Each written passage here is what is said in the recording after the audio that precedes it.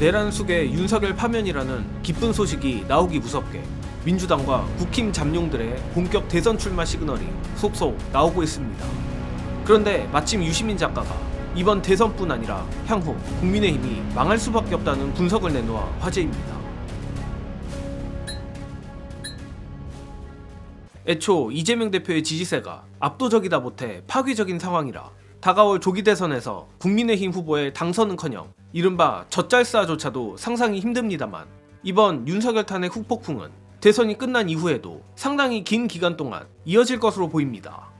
오늘 MBC 라디오 권수표의 뉴스 하이킥에 출연한 유시민 작가가 밝힌 바에 따르면 예상대로 이번 대선 국민의힘의 집권 가능성은 없다라고 강하게 단언했습니다.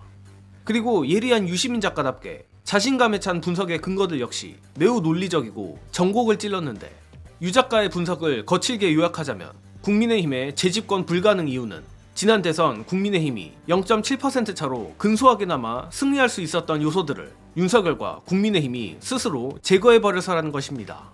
또한 유 작가가 직접적으로 언급을 하진 않았지만 유 작가의 분석을 뒤집어보면 이미 대한민국에서 국민의힘이란 간판을 단 저 반헌법 세력은 더 이상 주류가 아니고 박근혜 탄핵 후폭풍을 극복한 기간보다 더 긴 기간 동안 주류가 되기는 힘들다는 뜻으로도 저는 해석했습니다.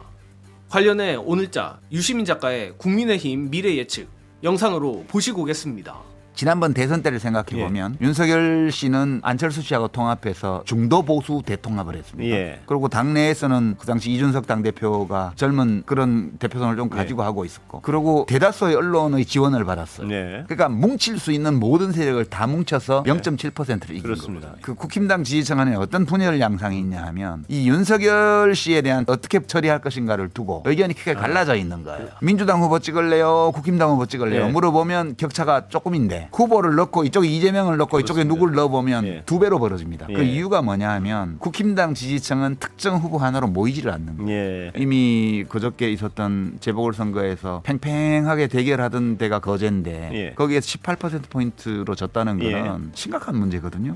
그런데도 뭐 패배한 게 아니다 이런 얘기나 해야 되고, 저 당은 대한민국 정치와 사회의 큰 우한거리가 됐다. 지금 집권할 가능성은 없고요. 당원 베이스 자체가 분열돼 있어서 어느 후보를 갖다 넣어도 집중이 안 됩니다. 그러니까 지금 민주당 쪽은 이재명 대표가 여론조사를 보면 민주당 지지층의 80% 이상을 이미 결집하고 있어요. 국힘 쪽은 4분 5일 되고 있는 양상이어서 이번 대선은 정권 교체되는 게 너무 당연하죠.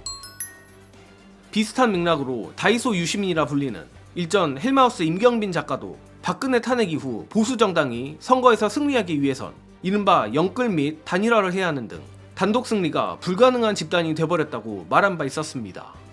즉 오늘 유시민 작가의 앞쪽 분석은 바로 이를 가리키는 것이라 보는데, 가뜩이나 국민의힘이 더 이상 대한민국 주류가 아닌 상황에서 2연타 탄핵을 맞은 것은 물론 더 큰 문제는 유 작가 말대로 국힘이 극우도 아닌 우한거리가 됐다는 것입니다.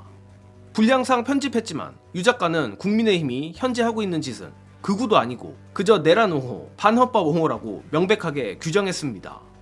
저도 매우 동의하는 바이며 다소 가까울 순 있어도 어쨌든 극우와 민주주의 파괴 범죄는 분명히 구분돼야만 합니다.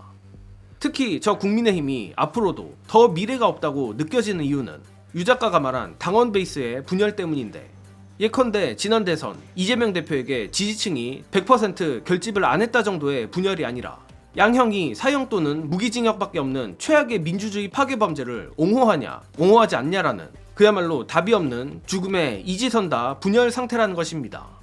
박근혜 탄핵보다도 더 답이 없는 상황이 아닐 수 없는데, 물론 그럼에도 윤석열이 탄핵을 당하긴 당했으니 저 우한의 힘은 어떻게든 내란과는 관련이 없는 척 합리적인 척 국민을 속이려 들 것이 분명합니다. 예를 들어 어설픈 스탠스를 취하는 홍준표, 오세훈, 한동훈 정도가 있겠지만 정예능은 그 중에서도 가장 악질이 한동훈이라 생각합니다. 정말 다른 사람은 몰라도 한동훈만큼은 대한민국의 미래를 위해서라도 민낯이 까발려져야 한다고 보는데, 끝으로 유시민 작가가 짧고 강렬하게 역설하는 한동훈 책임론 안내드리며 이번 소식은 여기서 마치겠습니다. 시청해주신 여러분 감사합니다. 한동훈 전 대표 측은 지금은 저렇게 극우화되고 있어도 당원들이 대선이 다가오면 그래도 나가서 붙어볼 만한 후보 쪽으로 전략적 선택을 할 것이다. 이런 주장을 합니다. 가능한 일입니까? 어떻습니까? 뭐 찬밥 더운밥 그걸 가린 처지가 아니니까 예. 그런 말을 할 수는 있죠. 근데 윤석열 정권의 실패, 정치를 완전히 다 목졸라 죽이고 혼자서 치행령으로 법률을 무시하고 예. 이렇게 했던 그 모든 일들의 책임자를 윤석열 다음으로 묻는다면 누가 될까요? 저는 한동훈 씨라고 예. 봐요. 이재명 대표를 법으로 올라놔서 잡아넣으려다가 안 되니까 군대를 동원해서 국회를 예. 없애버리려고 그랬다고 저는 예. 생각해요. 근데 그 일에 제일 앞장선 사람이 누구죠? 한동훈 예. 씨 아니에요?